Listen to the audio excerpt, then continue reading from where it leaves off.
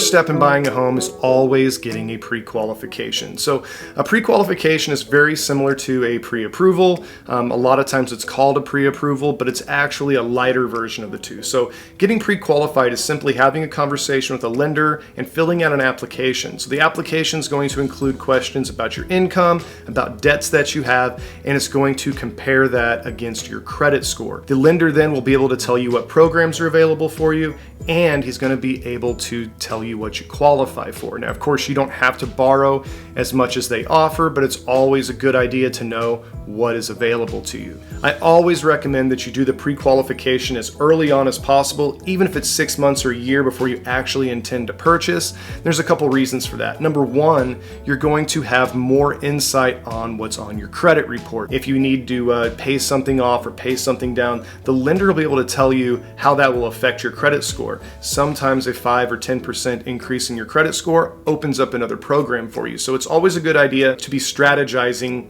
with the lender as early as possible. It's going to give you the most amount of options. The second reason is that knowing the program that you're going to be involved in is going to help you prepare. It's going to let you know how much down payment you're going to need to have, and it's going to let you know what type of home, what type of area is going to be available to you. There are certain programs that are limited to certain areas, and if you want to take advantage of the program, you'll have to know that. And I just think it's a great idea that you're already shopping online, looking in the areas that you're likely going to be buying in. If we wait, then you're playing catch up and learning as you go. And I'd much rather somebody be prepared as much as possible before they make a big plunge. Remember, buying a house is a very long-term endeavor.